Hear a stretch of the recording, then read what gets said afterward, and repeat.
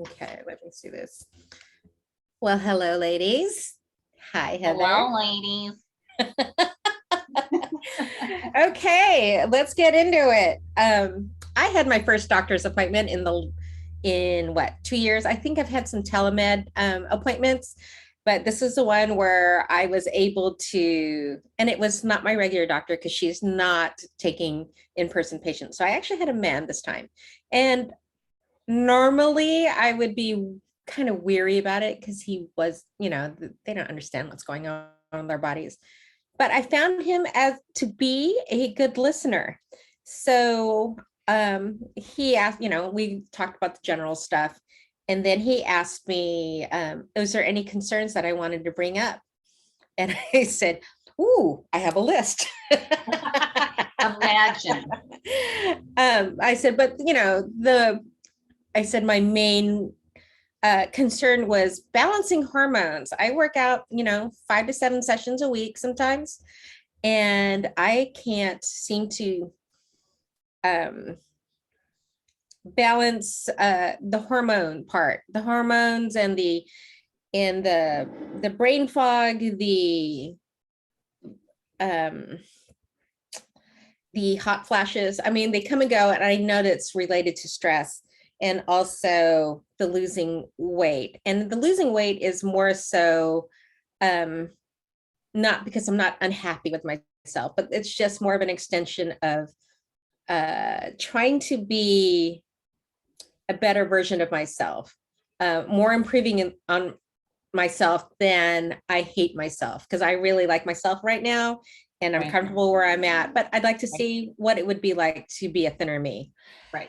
Anyways, to feel it's for feeling better, and it's not, and to clarify, it's not about your health, because you're very healthy. Yes, I feel I am. I think I have been a lot healthier than I have, and I'm already getting my test results, because this was yesterday, and I'm already getting test results back from all my blood work, and I'm in really good shape. I was like, even my blood pressure's down, which, amazing. Woo! But, so long story short, the doctor gave me 3 options, but we're only going to talk about one. First one was hormone replacement therapy. I'm not a candidate for that. Another one was a nerve blocking one to block the nerves from feeling the hot flashes, which I felt like, okay, that's just kind of a band-aid. That's not really attacking what's causing the hormone imbalance. And it's, you know what I mean? It's not really addressing the issue. It's just going to say, I don't feel the hot flashes. Well, and you're right about that. Huh? You're right about that. We'll go into the third one, but I think that, I think that's something I'm going to research, not because I want to do it, but I just want to be able to speak to it. If it's a nerve block, like I think it is, that's fascinating. They're going there. Anyway, yeah. And I wasn't really, I mean, as much as I say, hey, that's like a quick fix, I'd like to do it as organically and as naturally as possible, which, in our day and age, there isn't that much they can do for us. We're a lost cause. But the last one that he gave me was antidepressants. And so he could see the look on my face where he could see the look on my face where I was just like, yeah, what does that mean? Does that mean that I'm like imbalanced, like crazy? And so I said, let me think on this. Let me do some research. Let me talk to my friend Heather. Oh, wow. So, and he was very encouraging about that. He said, yes, I want you to Google menopause and antidepressants and get your information and read up on it, and so you can make an informed decision. And then he said, of course, you're going to see two sides. There's going to be like the bad stories. I killed my cat on antidepressants, and there's going to be the ones where these are the best things on earth. And obviously, of course, you can go down a rabbit hole on either side. But for me, I'm always trying to find what where I can be right down the middle. And is this the best choice for me?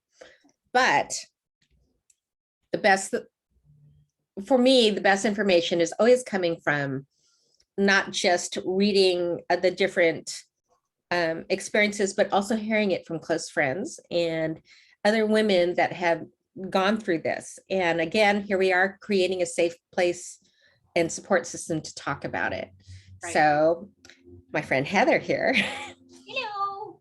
has gone, was forced into menopause, correct? Yes. And so she's gone through a lot of these things, including antidepressants. So Heather, please tell me your experience so that I can defer. Actually, I'm going to defer to you as far as in this, because this is something that you have a lot of experience in. And also, if you could share your stories with, wait, how many different ones do you think you've gone on? That I've been on, like I've been on two, but they work differently. So like one, so I can speak to both of them. And with that said, guys, if you're sitting on the others, like if you're sitting here and you're listening to this and this is helping you make your decision, I want you to know that there's more than two antidepressants out there. The reason why I'm a good cross section to talk about it is because I've been on one that's more of a sedative, one that's more of a peppy. And I talked to a lot of women. I feel like a lot of East Coast girls are more medicated than the West. Because I'm literally the last one standing before, and I want you to know that while I was kicking and screaming and bucking my way, I don't need them. I don't need them. There's nothing wrong with me. It's society's fault. There's nothing wrong with me. I wish my husband would be better. There's nothing wrong with me. I just need to get these hormones under control.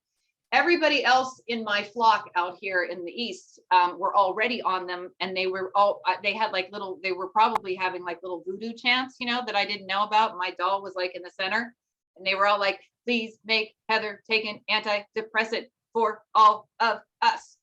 But let me just say that I've also on the HRT bandwagon too. So I really can speak to a lot of this. So let's start in the very beginning. I have endometriosis since I was a little tiny, fledgling. And they put me on birth control pills at the age of 15, 16 to try and slow it down, because that's what they thought works in the 80s. And there's all kinds of research now out there, but that's all we had. And as many of you know, the birth controls in the 80s versus birth controls today were totally different animals. It was like a mother load back there in the 80s, right? You all got the same horse estrogen or whatever they were giving you. And, some of us went crazy and some of us didn't. I didn't last long on those. But my periods were worse and worse and worse. I was very fortunate to have 3 beautiful children. I had C-sections with them because while I could conceive, my cervix was scarred and tattered and torn. So I had surgical menopause when I was 43 years old. So I had to have a complete hysterectomy. Literally that morning, I remember it was a Thursday in February, and the sky was, no, it really was February. And it was 2013. And that morning, and it was a Thursday, because my boobies were out to here and sore and everything else, because I was ready for my period. And then I woke up that afternoon, like flat, well, my version of flat. There was no pain or anything like that, because all of the hormones. So I went from being a, hormonal heat-seeking missile that morning to nothing. Complete ovaries gone, everything. Okay. So they took out ovaries, uterus. It was a complete hysterectomy. Complete, the ovaries and the uterus. And because of all of the drama that I had with endometriosis, and then subsequently I had a ton of adhesions. I had C-sections and adhesions. And that could be a whole other episode.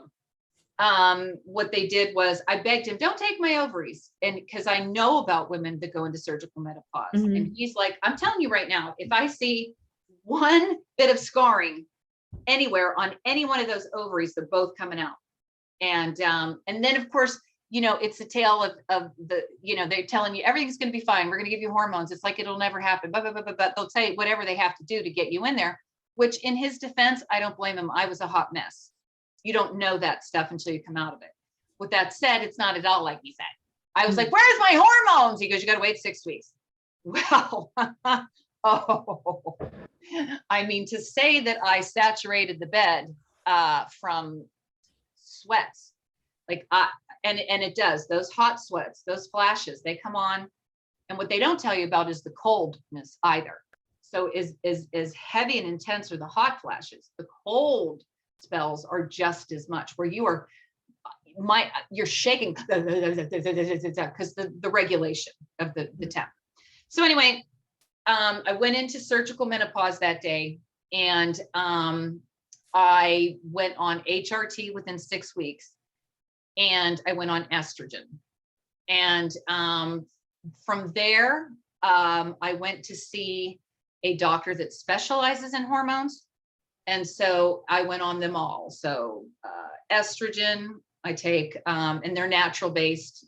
And like we talked about that before, we'll go into that a different time. But just to give you a background, yes. In the meantime, I'm a wreck. And if I'm honest with you, I'm embarrassed because most of you who are watching this know me forever. I'm going to say I've been a wreck for a long time. But the thing is that I've always been a wreck. And so how would I know that that's not, the way you're supposed to live your life? Right? Yeah. You don't know any differently. Okay. Yeah.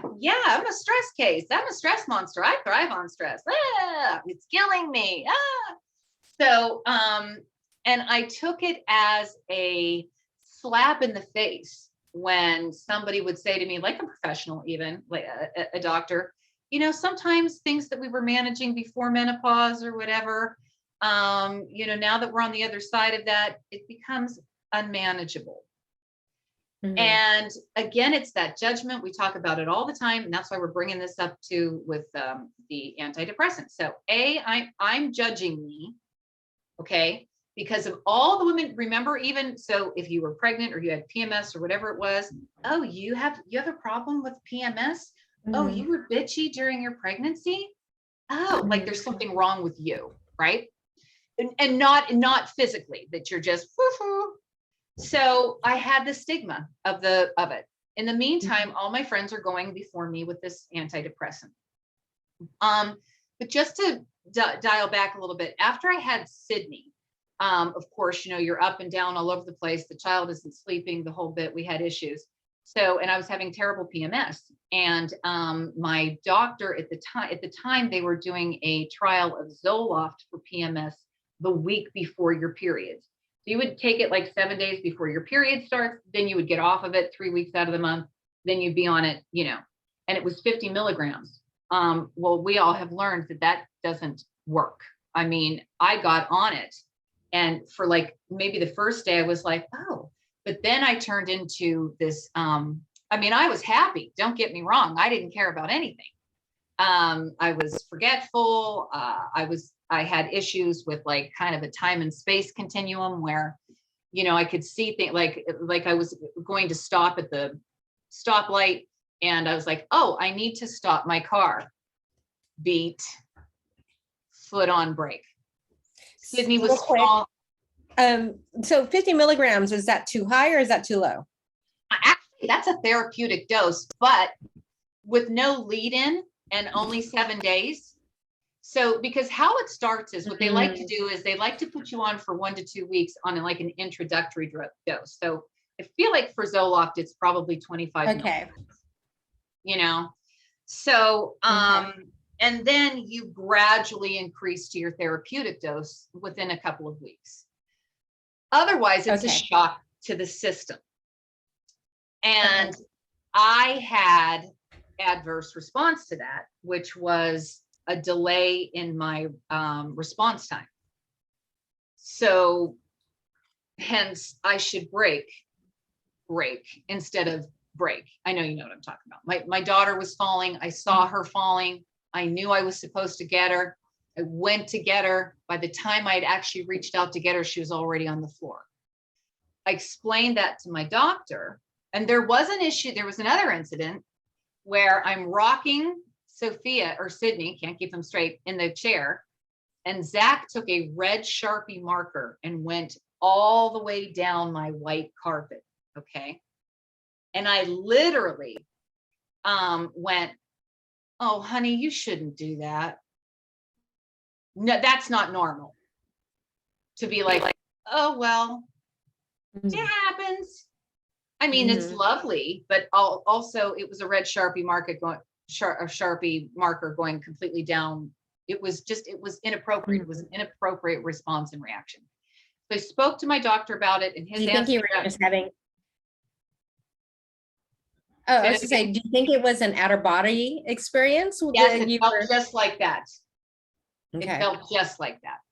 And I was losing things and misplacing things and all of this stuff. But again, this was a trial thing they were doing. This was new. They were putting you on it for PMS and then taking you off of it. And the way, yeah, I know. Well, you know. And the way antidepressants don't work like that. Antidepressants, they need to get into your system slowly. You build to that level, right? Then you level off. And then if you were going to come off of it, we decrease gradually. But this was something they were doing for PMS. Okay. Anyway, fail. And so that was the end of that for me. I'm never doing that again. So then every time that was 2020, so about 15 years ago. 20 years ago? In 2003. Okay, so almost 20 years ago. Yeah. Okay, so fast forward. Now you are. Did you try anything else in between then? No. No. So you bare knuckled it. I bare knuckled it, and I handled it with exercise. Shocking to everyone, I'm sure. Well, and that's the thing too. Wait, real quick though, let's touch on that. I know that exercise, Pilates, yoga is my thing. Really have helped it, like as far as in the hot flashes and some of the brain fog. But it's like I absolutely feel like any type of stress that I have completely goes out, pushes out anything else out the window. So even if I did Pilates and yoga that day or some type of form of exercise, that's all negated when there's stress. Absolutely, Christel. And and you just hit on a huge epiphany on that. Okay. That's the thing. When you're doing all of the natural things, eating right, okay, we're not, come on, we're not monks. Sorry, my foot's dead. Yeah. When you're eating right, you're doing the best that you can. When you're exercising, exercise is fantastic for endorphins. And one of the main ways that they do manage depression is with exercise. Right. And the young peeps that I know that are like, well, as long as I exercise, I'm fine. I got to keep exercising and get my 20 minutes of sunshine. And that is true. Okay. And that can actually sustain you. But when you get to a point where the 20 minutes of sunshine, and you are in California, I'm just saying, you're getting your 20 minutes of sunshine. When you I'm driving in traffic. Yeah. When you are exercising, and I mean, you're exercising all the time. Come on, I exercise for a living. And especially back then, I was in the hard nose stuff, like I could do an hour on 10 on the Stairmaster. Yeah, you were always on the treadmill, the Stairmaster, if I remember correctly. Yeah, always. And so, and yeah, I'd feel great. But again, for 20 minutes. Yes. So when that happens, here's your support net, right? Like, so you have a net and you're on the tightrope. And when you keep dropping off that tightrope, there's got to be some kind of a net that lifts you up. The other thing that they tried to explain to me millions of times over. So I was suffering from migraines, and I've been suffering from migraines since I'm a young girl, right? And so I saw a specialist out of Pittsburgh, and he explained to me that migraines have a lot to do with the serotonin in your brain. And so people who have, so if this is a normal serotonin level, okay, people who have migraines kind of hover right in through here. Okay. When they get sick, when they get stressed, physical stress too. So not just emotional stress, hormone changes. The serotonin now dips well below that acceptable brain functioning. And that starts the migraine, which is why they like to give you an antidepressant for migraines. It's not because you crazy and you can't, or depressed, you can't control yourself. It's because you are like it's a thing, it's physical. So your serotonin levels are just not where they should be, which of course, you know, declines with age, because everything great happens with age. Everything declines. Mobility, flexibility, sex drive, and serotonin. So now we're in. That's a whole nother topic. Okay. A whole other thing. So now we're in menopause, whether you want to be or not, you just are. And all kinds of fun things are happening. Sometimes the ovaries are shooting, sometimes they're undershooting, sometimes we're over. All of these things are happening, creating this storm. And who suffers? The serotonin, usually. So still, I'm kicking and screaming. I can do it all. I'm amazing. I just have to put my mind to it. I'm not weak. I won't be weak. I won't be weak. Again, everyone ahead of me is now still praying for her to go on the antidepressant.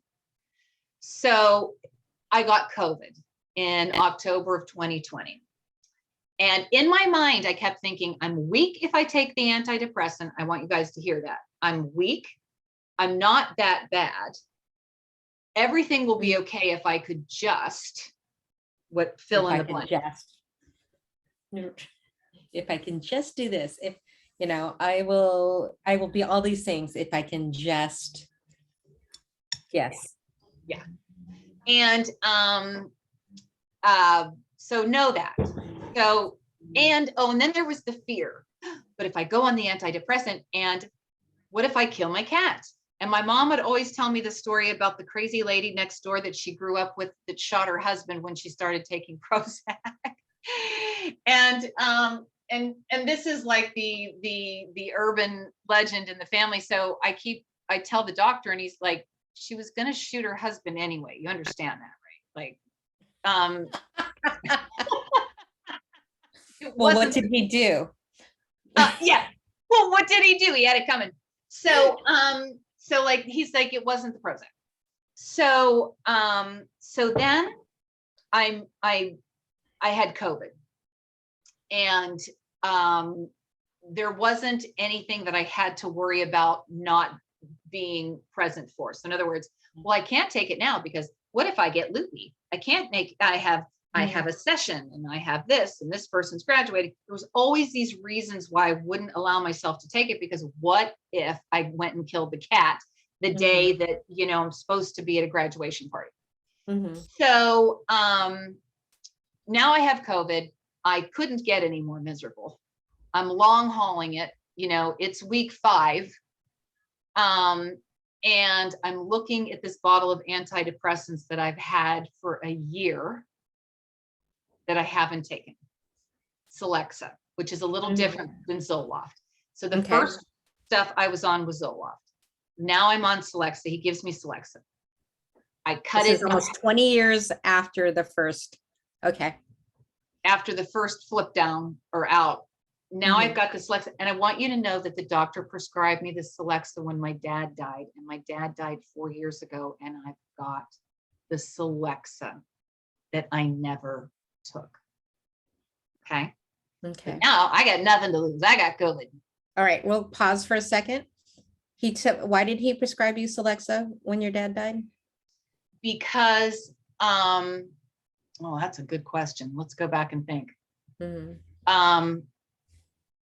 I was a wreck.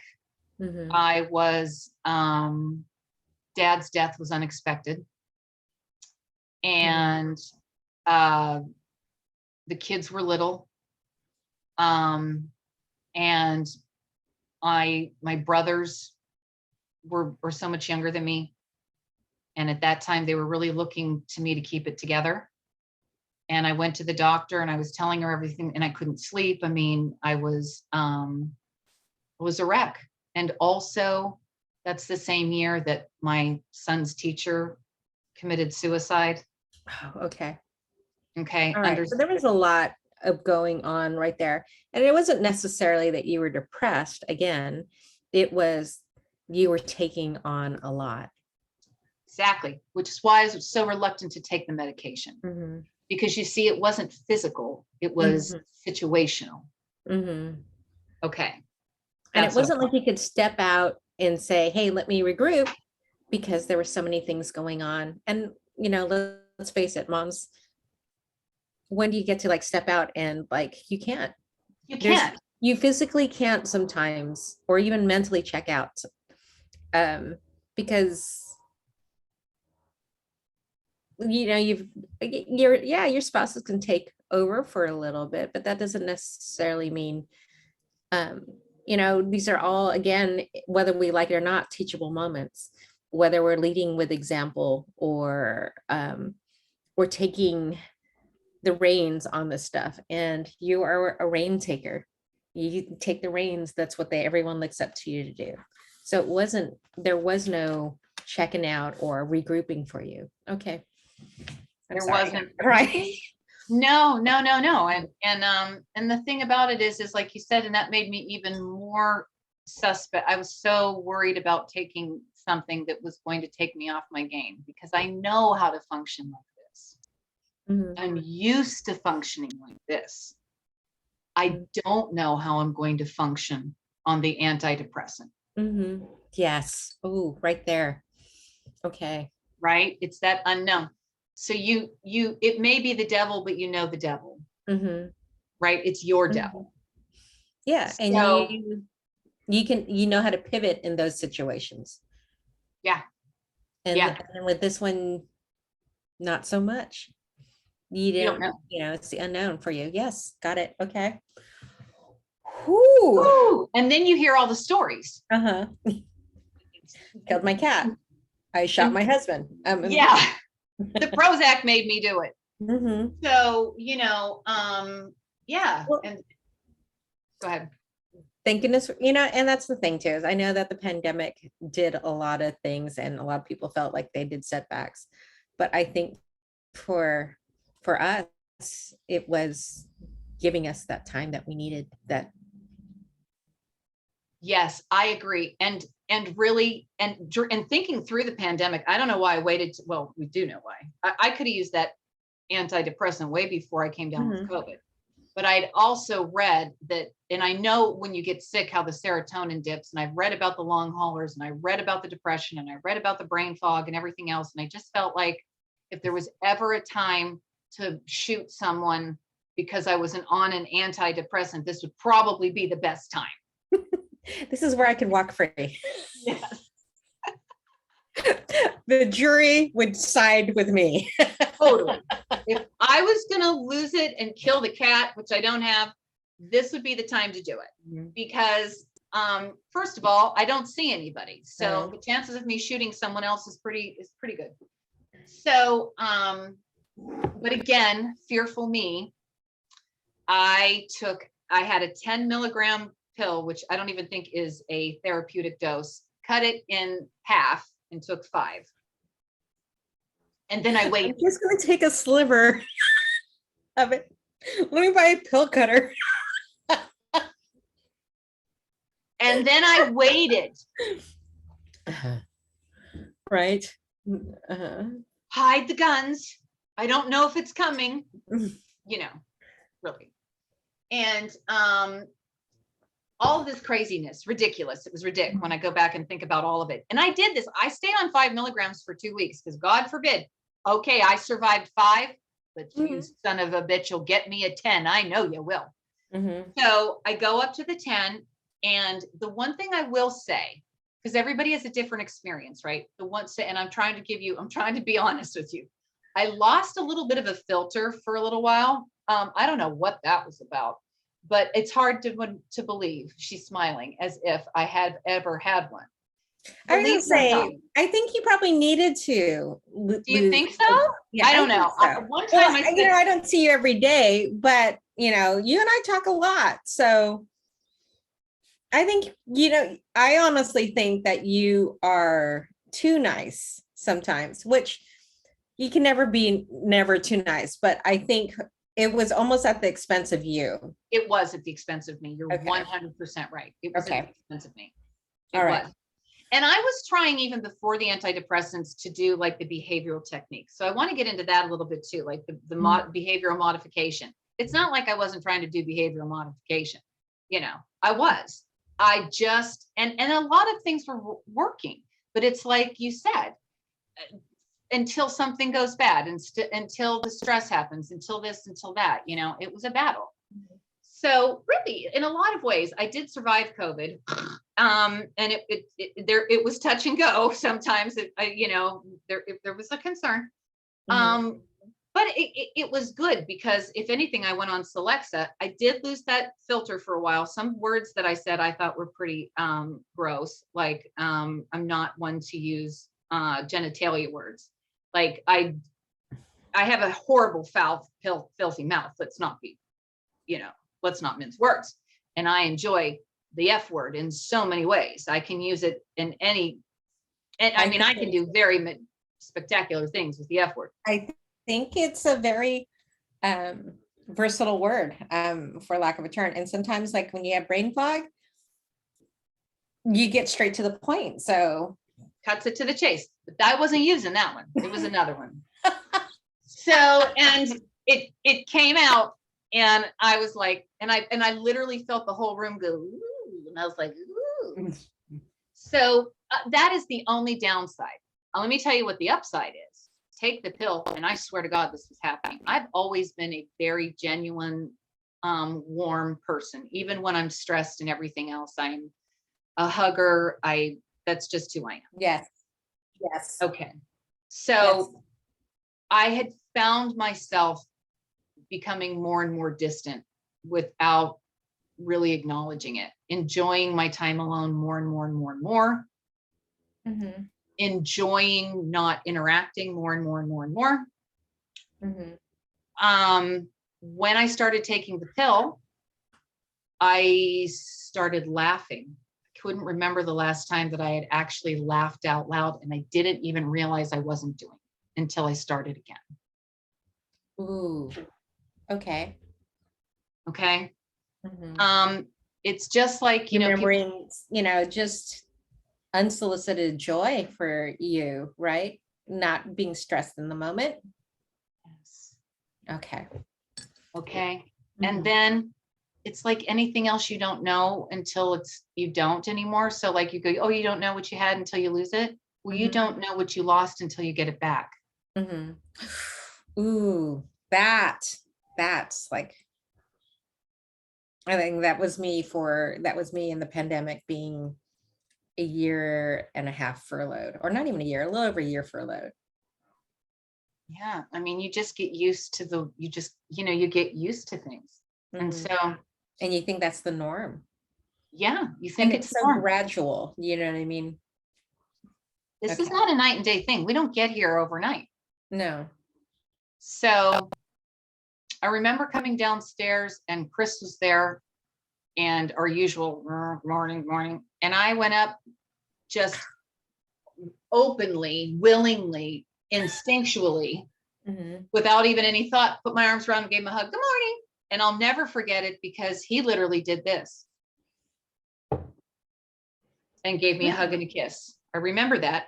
And because I remember going, oh, that's so, wow, look at this transaction.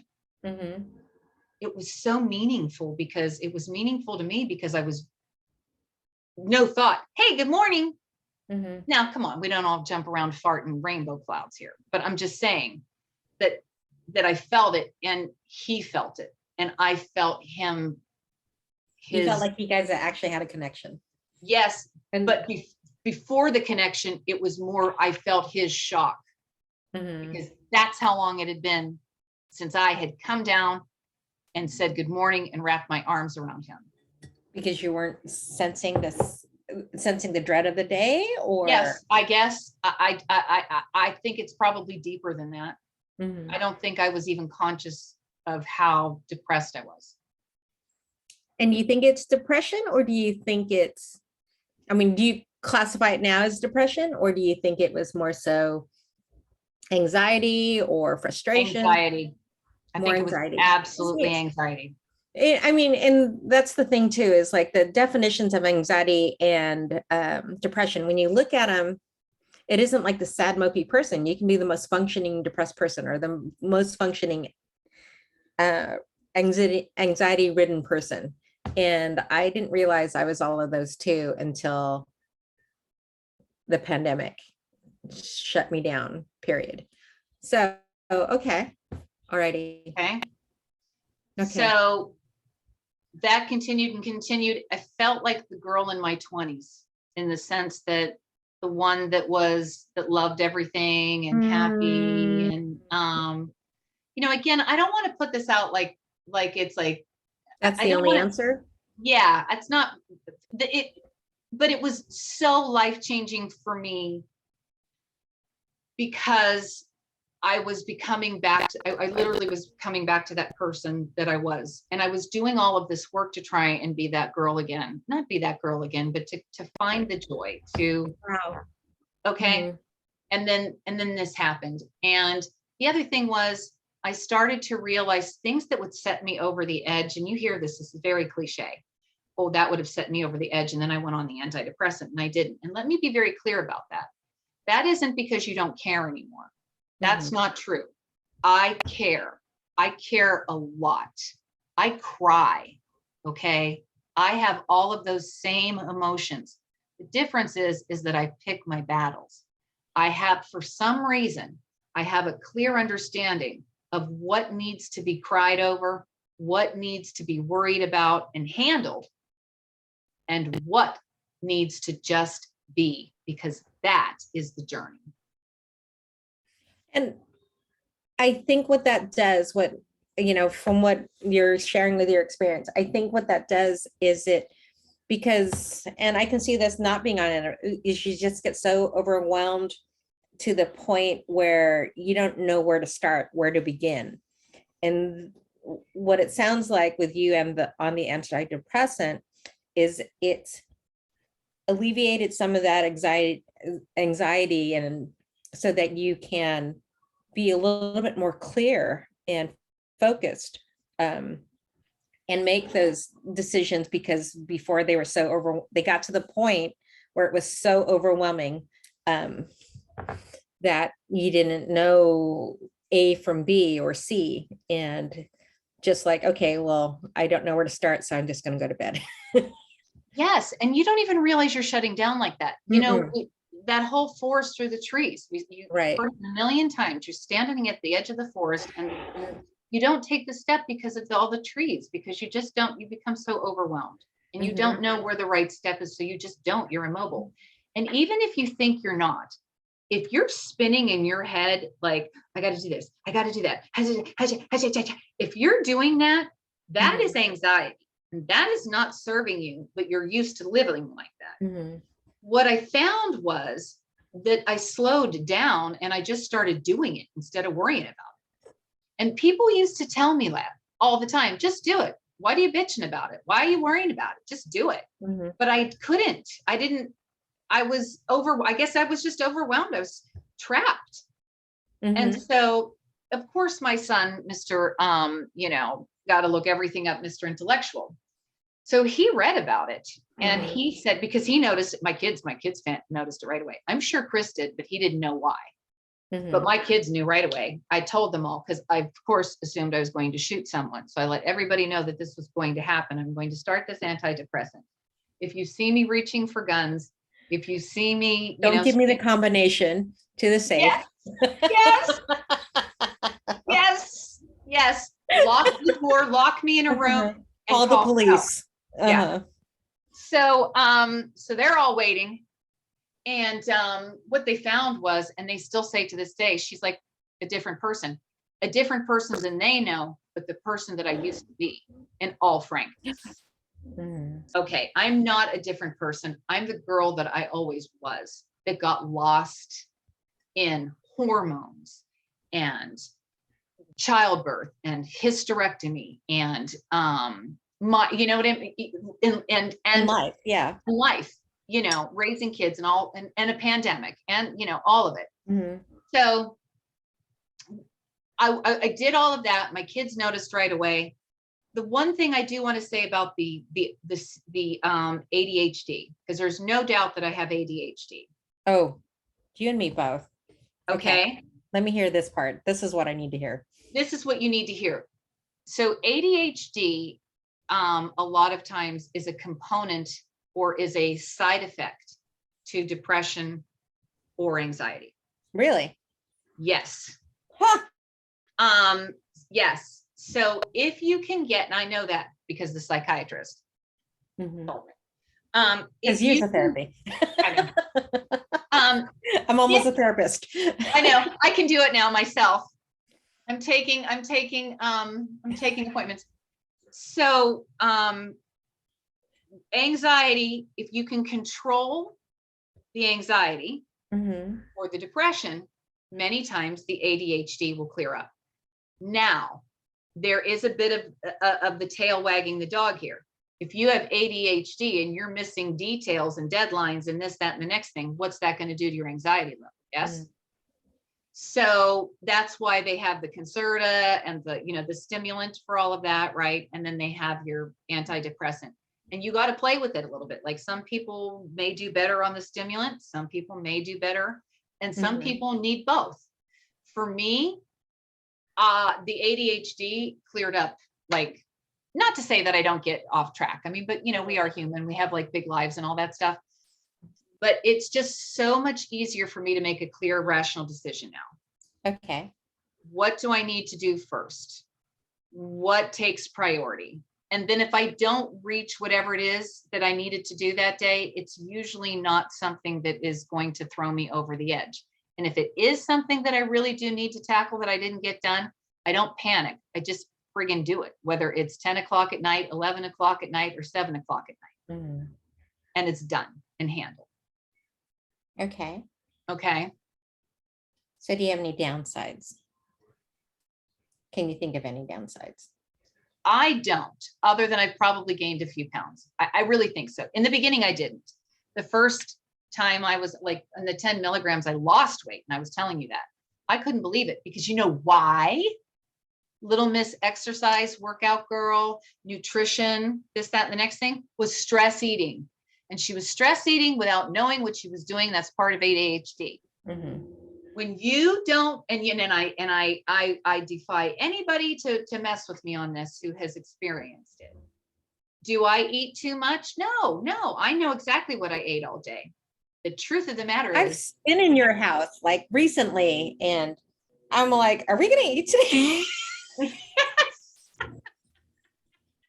It's 10 o'clock in the evening. I'm hungry. We have popcorn. Yeah, that's another thing, you know? And so, and then I would agonize of what I stuck in my mouth and all this crap. And what I found is that I'm able to make, oopsie. Oh no, I just dropped my energy drink. I'm able to make better decisions and yeah, and not agonize over them. And if I decide that I want to eat the food, then I'm going to eat the food, and there's no drama about it. Do you know what I mean? Shouldn't I? Oh, I hate myself. Blah, blah, blah. Because I'm very mindful where I wasn't able to be mindful before. You weren't able to be mindful. Okay. All right. Those are good. Those are good. A lot of information. It's a lot of information, but I do want to address, I guess I'll deal with the spill later. Uh-huh. I do want to address the hot flashes, because that really is something that is affected by antidepressants that I didn't even know about.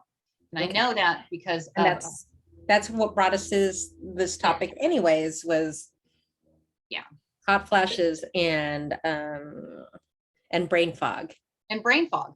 Mm-hmm. So the person that I know went on, she was not able to take HRT, and she was also a surgically induced menopause gal, and she couldn't take the HRT. And so her doctor put her on Lexapro. And I was like, I'm like, that's crazy. What is that going to do? And what did it do? It affected the hot flashes. They stopped. Wow. Partly because it's induced by stress. Mm-hmm.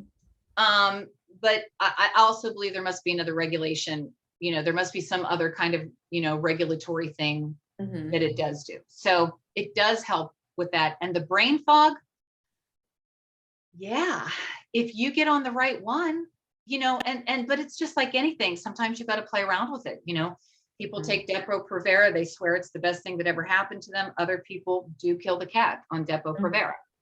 Depo-Provera, that was the what am I trying to say? Birth control, right? Mm-hmm. See, birth control did not work on me. Like all of those, like I was on the pill, I was on Depo-Provera.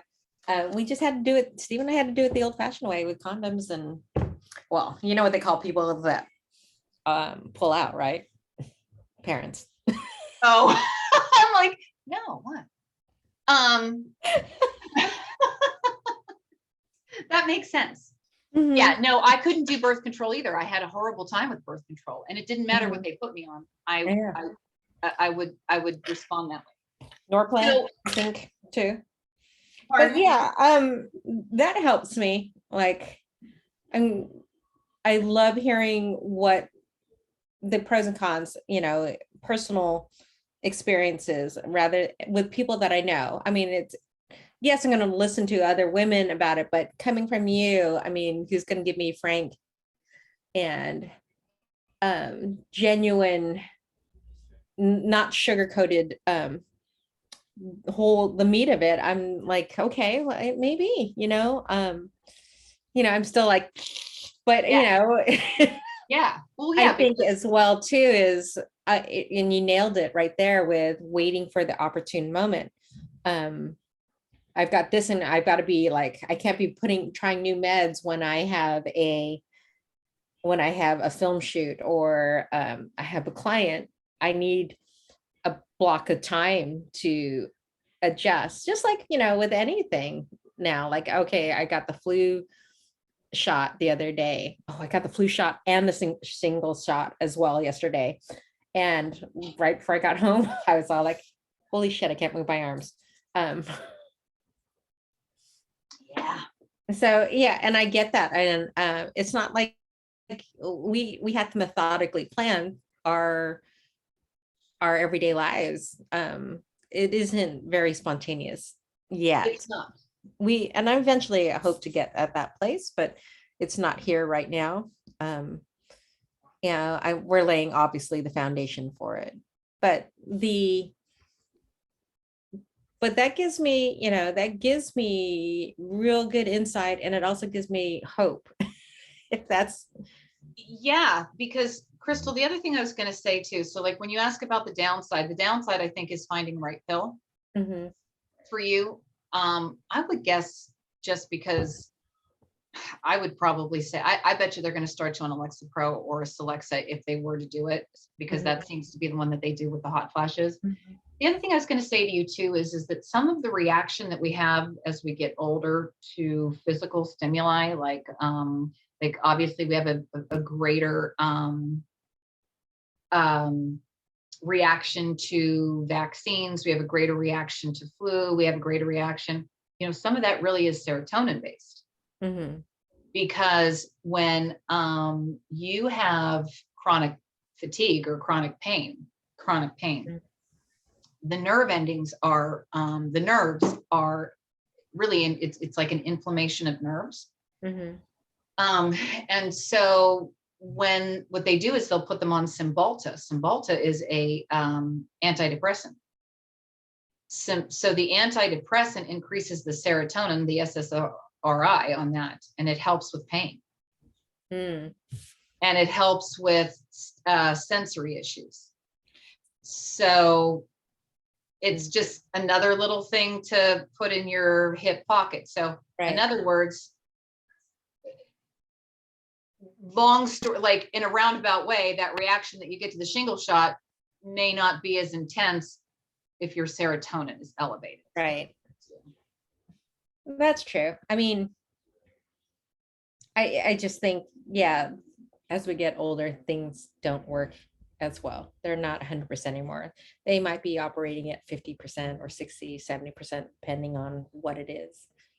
So, but that's been my experience. uh, And you can talk to anybody that knows me that was sitting there begging and praying and hoping I'd go on an antidepressant. They would tell you that they've noticed a big difference in me. My only problem is if I could go back and do it again, I would do it a little earlier. now, do you have any of that? I mean, do you carry any of that? I don't want to, it's not, is it shame that you use an antidepressant now? I mean, No, not now. I don't know if No? I don't know if Oh, the because you see antidepressant the makes me not care.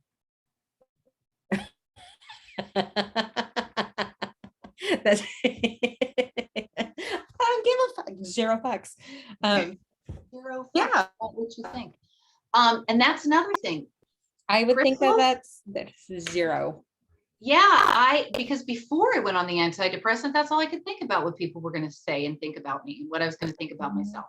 Once I went on it, but then again, though, that's that clear-headed thinking again, and putting your putting your eggs in the correct basket. You know, it goes back to, what do I worry about now? Things that matter. I worry about things that matter. My tolerance has gone up, and my concern has gone down for other people. So I have a compassion and tolerance level that had diminished through the years, but my concern about what other people think and feel has about me negatively, that and my mistakes. Another thing I noticed with this, if I make a mistake, my whole life it's like, I'm so sorry, I'm so sorry, I'm so sorry, oh my God, I'm so sorry, I'm so sorry, I'm so sorry, like genuinely, I'm sorry. That night, I can't believe I did it. I can't believe I did that to that person. I didn't, like whatever it was. Maybe I screwed something up at work. Oh my God, I screwed up at work. Oh my God, how could I have avoided this? How could I, what?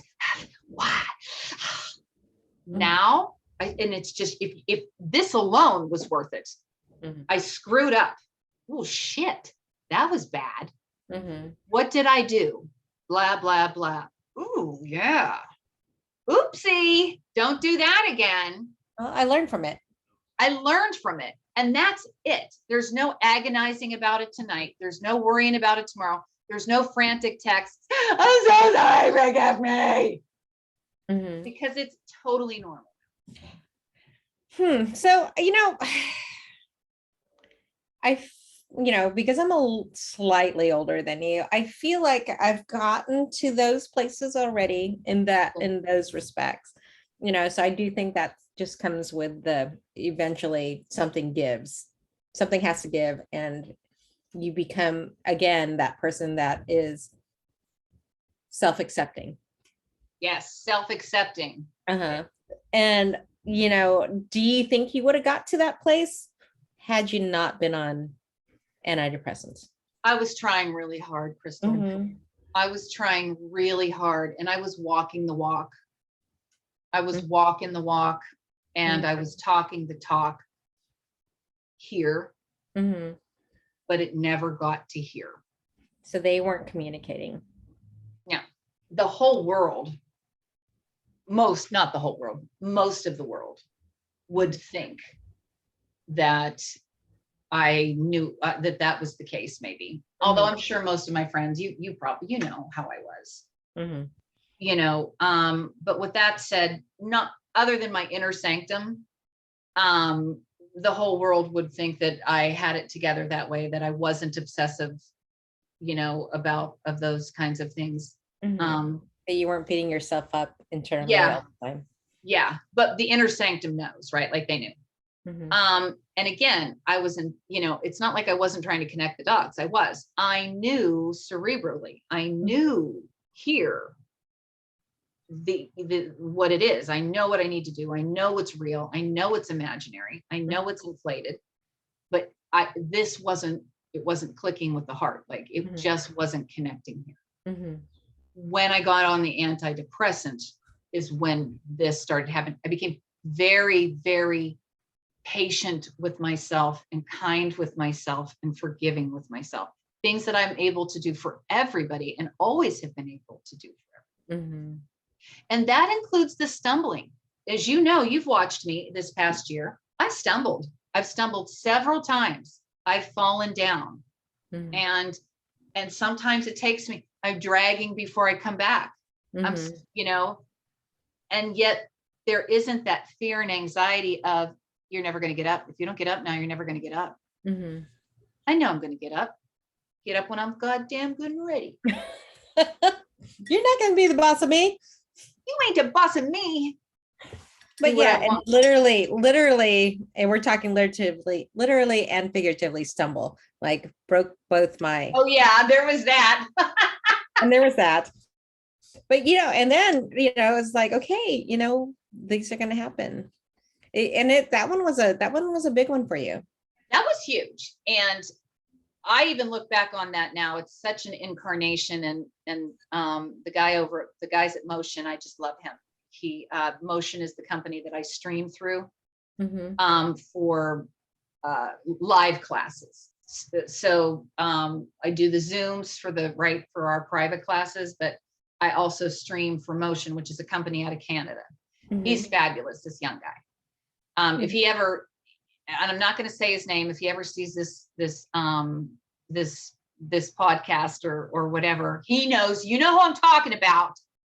And he's darling. And he's so young. He's probably old enough to be like I don't know that he's quite, probably could be our kid. Anyway, is he cute? Okay, and that's going to be another topic, by the way. Oh yeah. What's gross now is that kids that could be our kids are attractive. Yeah, it's gross. Anyway. Or younger men hitting on you. We had this discussion. I don't think you realize that they probably are hitting on you too. I think you are just like they only when they start to crust. Mm-hmm.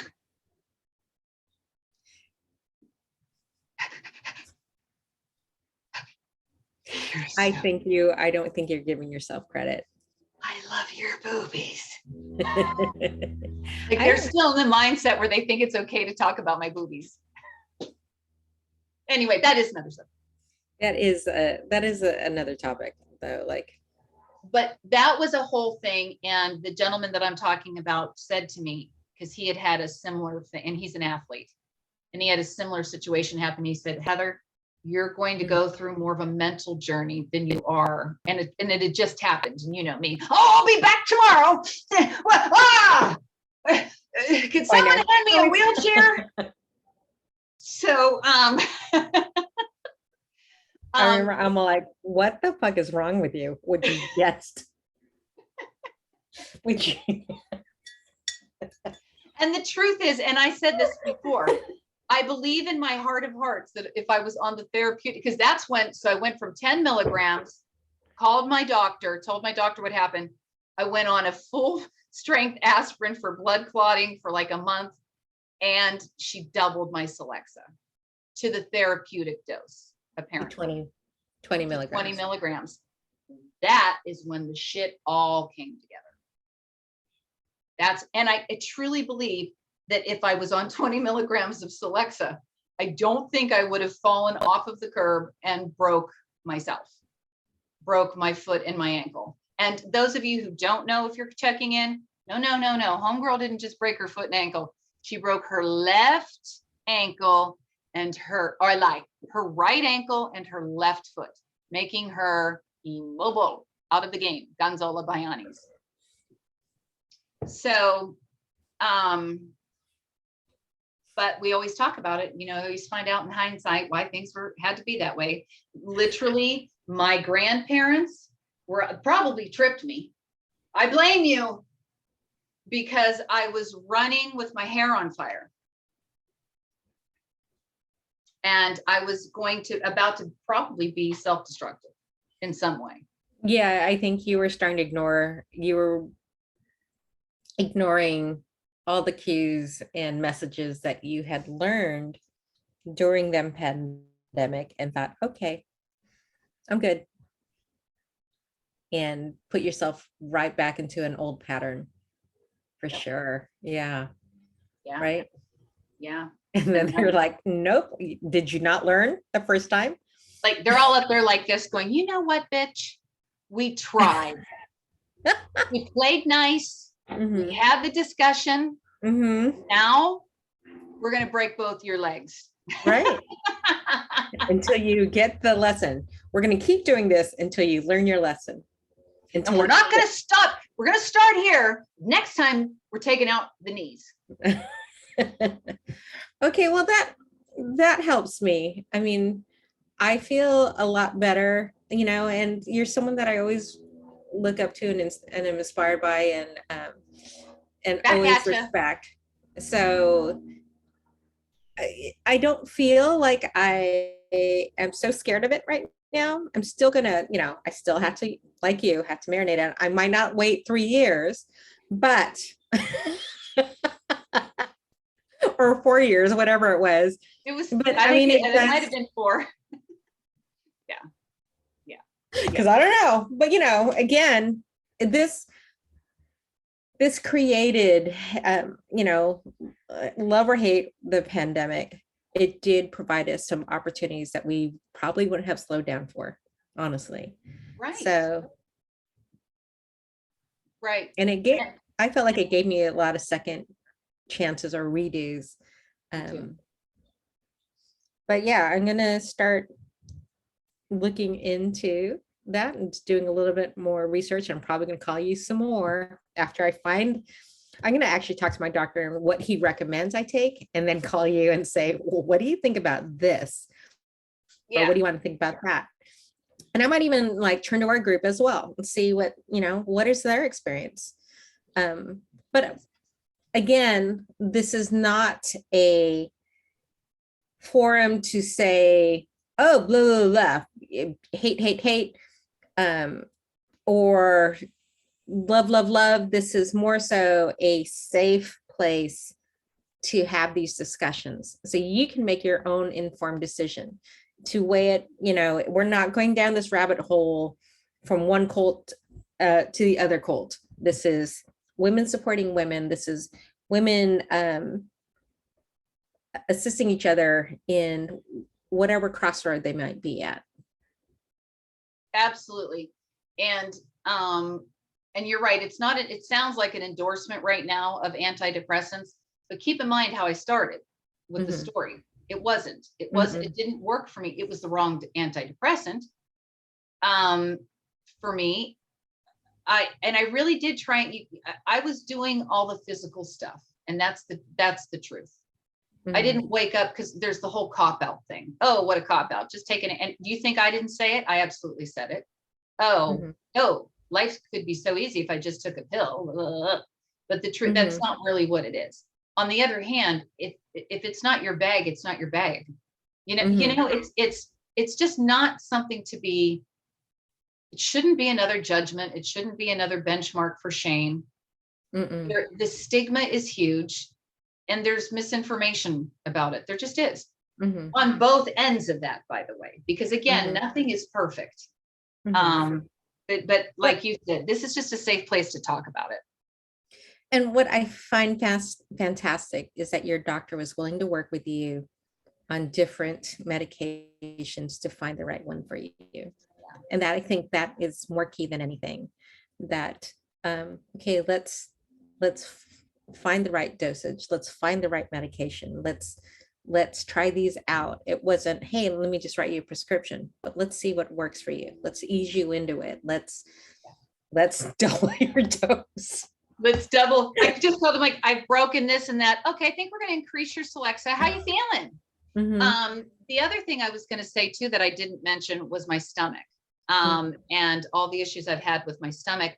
That doctor wanted me on Celexa as well. Because you have 2 different doctors, one for your internal stuff, and then this general. Was this your general practitioner? Okay. And they were they communicating as well? But they both said, so you were the one that was communicating with both doctors and said, which is key as well, is because you can't assume that they know everything about you. So you have to say, well, I'm on this, this, and this. How does that react with Right. whatever how you're treating me? Or, Right. okay. After I had all the tests done on my stomach and everything, he was wonderful, by the way, the doctor at UPMC. He came in, and I do have diverticulitis and I have adhesions from the endometriosis and all that garbage in my intestines. So that sets me up for all kinds of levy. However, a lack of most of your serotonin and your immunity is in your gut and your intestines. So a lot of bloating and, diarrhea, constipation, all of these things are affected. And I'm taking probiotics. So you got your probiotics here. This is what I mean. The natural, all the stuff that you can do naturally, behaviorally. But it's also serotonin based, right? So he wanted to put me on Celexa at that point as well. And of course I ran. Yeah, I leave there going, I don't need. No, do you know what? It wasn't that I don't need it. That's not what I said. It was waiting for the time. This is a bad time because I'm building my business. This is a bad time because, Zach he was sick. And then he was diagnosed with rheumatoid arthritis. And then, there was just all of these things that I didn't want to be down for when I went psycho and killed people on my antidepressant. And it never happened. It just didn't. But that was me. That's my journey with it. And here's the other thing. If there was any kind of I didn't have any nausea or anything, because remember, I like microdosed myself. But the other piece to it too, my little pill cutters. My pill cutters. Oh my God, I took a sliver. So, but the other thing of it too was that once you do get on some sort of a dose where you're getting the serotonin that you should, the things that you worried about, they're not even that big of a deal. Oh my God, I'm going to forget an appointment. What if I do this and do that and I'm not 100% for this client? First of all, it didn't happen. But even if it did, it's not that big of a deal. And you know that when things just kind of. And I think that's what the pandemic did for me, because my serotonin levels were so depleted because of the stress and anxiety I was going through with my former. And it wasn't because of my former employer. It was just me trying to make everything fit. Yeah. Trying to start my photography business, trying to cater to clients, trying to learn more about being a business owner, and then still do my career job which required, maybe 50 hours a week. So there's a lot going on there. And then on top of that, be a present mom, be a half functioning wife. Yeah.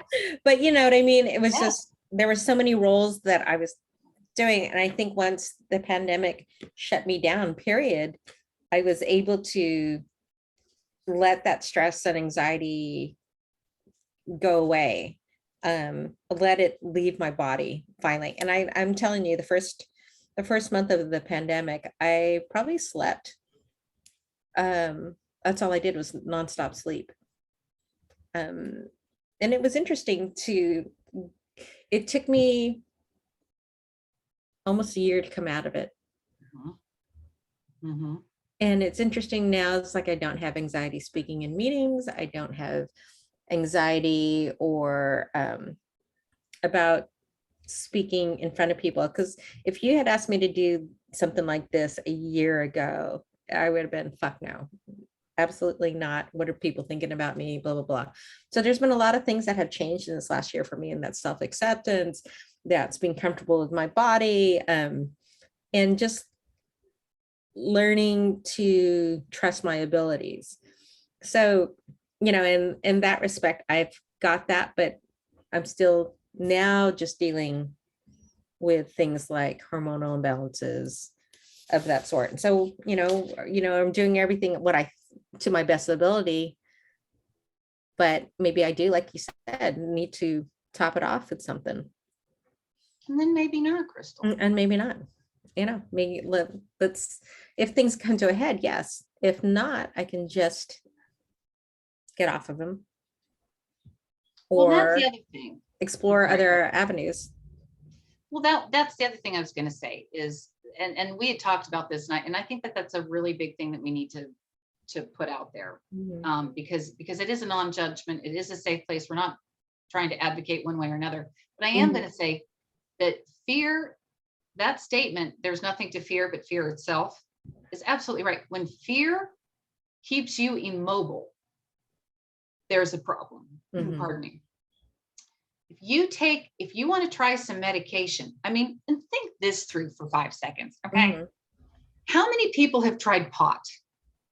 How many people have tried mushrooms? How many people have tried like other things, How many people have tried alcohol? Were you sitting in a corner stressing out the first time you drank a drink? No.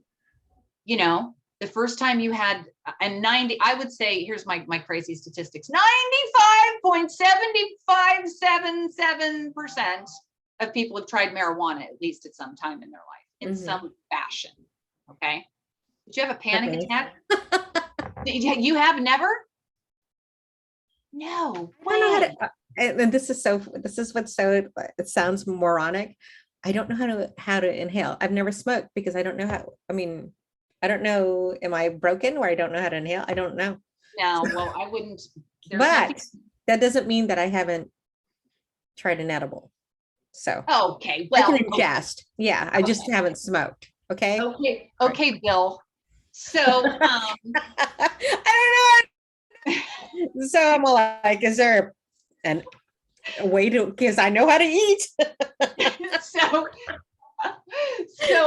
all right. Yes, I am Bill. Yes. Okay, Bill. So, but I'm saying, did you have a panic attack before you took your edible? No, but I made sure I was in a controlled environment. You know what I mean? Like you were saying that you were waiting for, I was at home.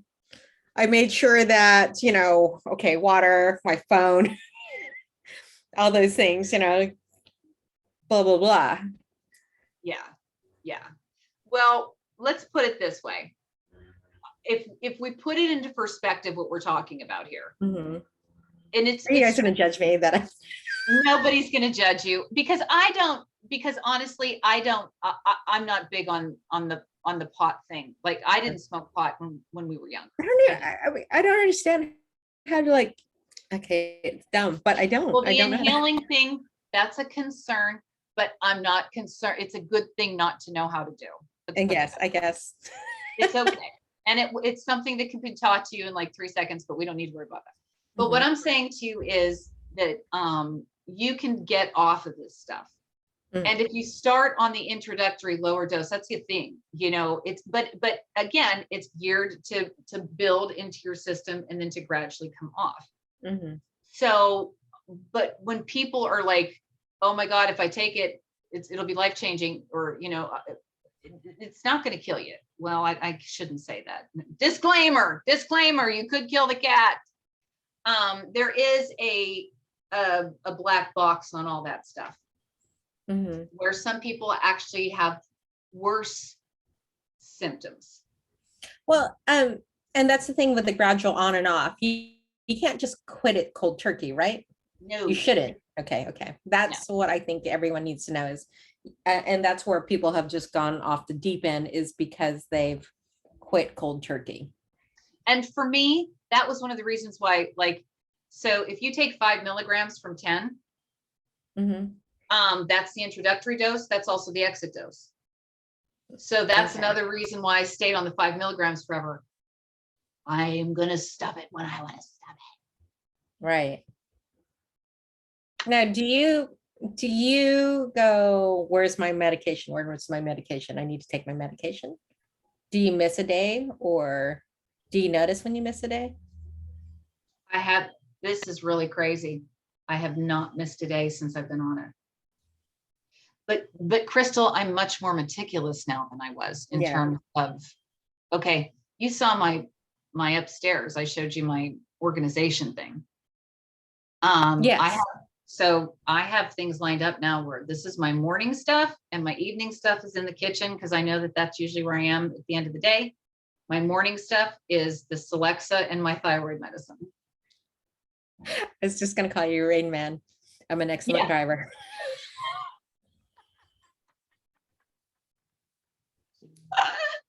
But that's because I hate There's 232 matches.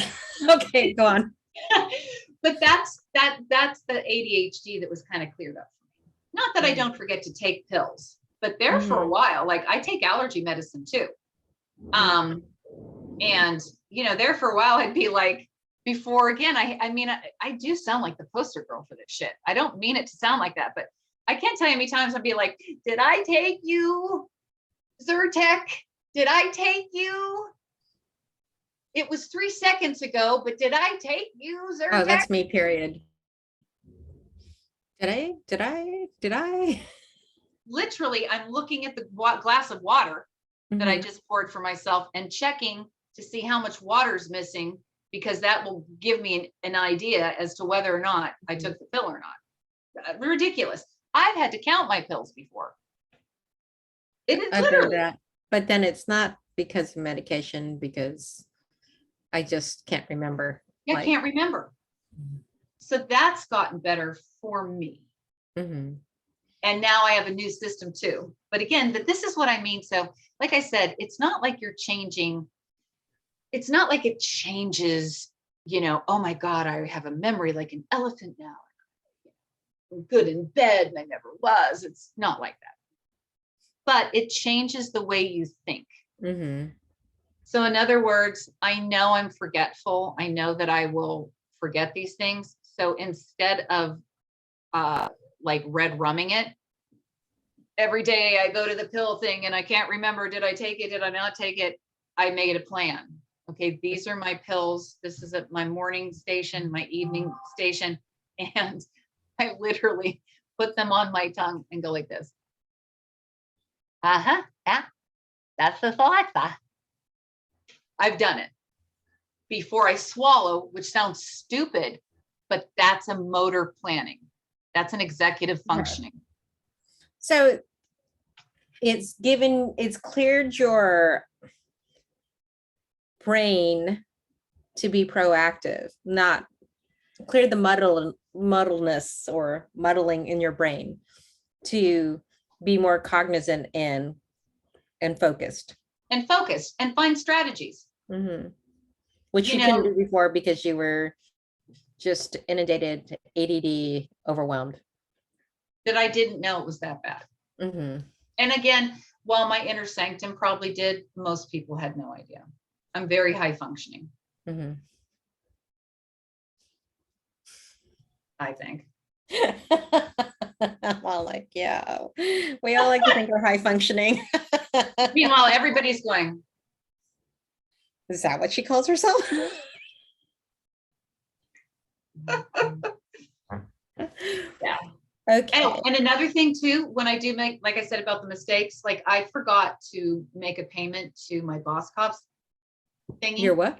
My like it's like a Macy's thing. Boss Cops, it's a department store out here. I thought that I paid it off. And I did, but I did the balance and not the payoff balance. And so I had like a $20, I think it was actually $2. It was like something minuscule, but I didn't check on it. I thought it was done. Those bastards, they gave me a 60-day late on it because it took me 2 months to figure out that I never made the payment. So they gave me a 60-day late, a $40 fee, and they turned me into the credit reporting agency for a 60-day. Okay. Now the credit reporting agency can see all of this. Like, that's not the point. There was a time that would have taken me to 10. Okay. I mean, brace yourself, Boscovs. And I wouldn't have been able to sleep about how terrible my credit is. Looked at it. I was pissed. Don't get me wrong.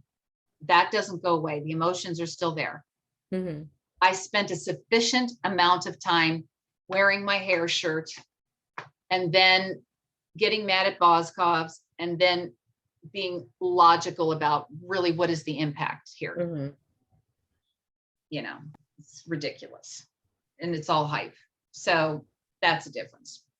Anyway, we should probably wrap this up. I know you're trying to. What's your wrap up? What's my wrap up?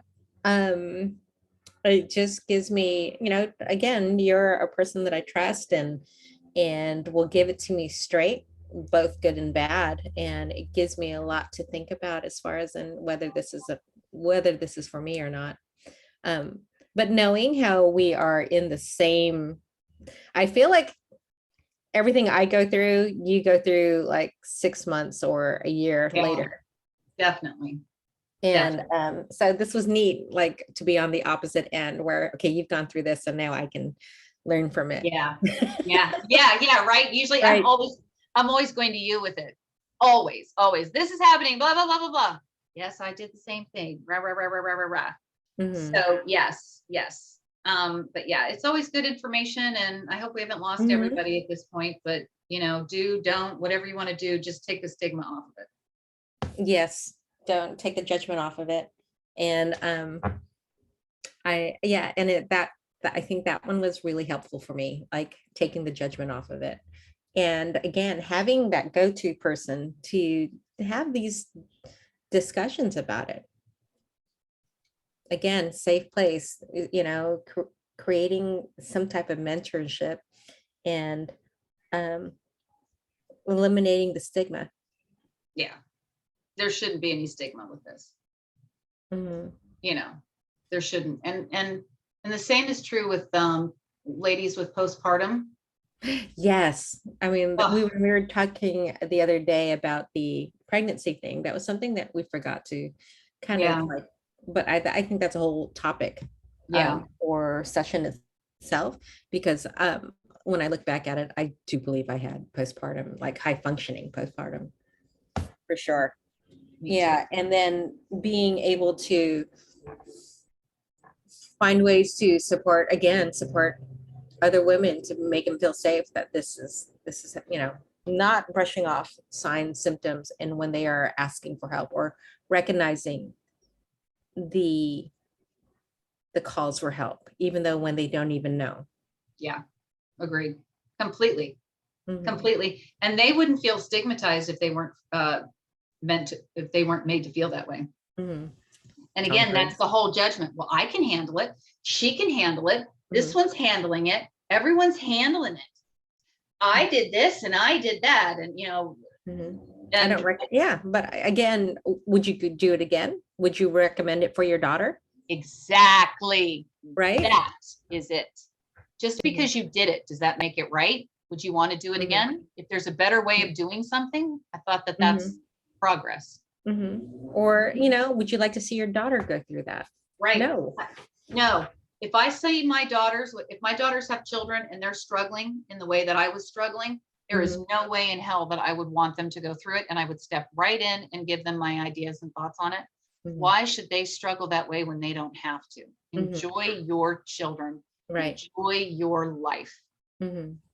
Well, when it causes harm too, it's like you don't want to fix everything for them, but when this is dangerous, and that it's not normal, that you need. I'm not going to say you need help, but these are some warning signs that you might want to be like triggers for where you might need to call for help. Right. And there's no shame in that either. But in our society, and we do have to wrap up, but in our society, we blame them for doing, and we blame them for not doing.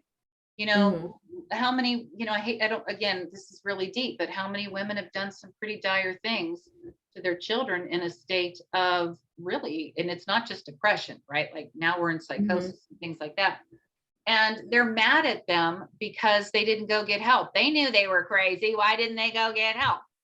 And yet before they killed their children or did whatever they did, it was buck up. That's what it is. Get tough, brush it off, handle it, do it. So there's just such it's sad.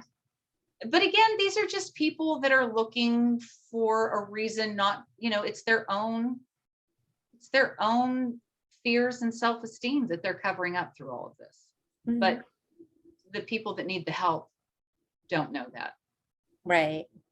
you know. I All think- right. Thank you for creating this safe place for me to come to you, number one. And number two, that we can always encourage other women to have open and honest conversations like this. I think it's so important. And that you are going forth, like all these women that are watching, that you encourage a more mentorship type support system rather than a you shoulda, woulda, coulda attitude. Anyone can Monday morning quarterback. Yes. All right. Absolutely. All right. Love you. Yep. Love you Thank too. you. All right. Bye-bye. Bye.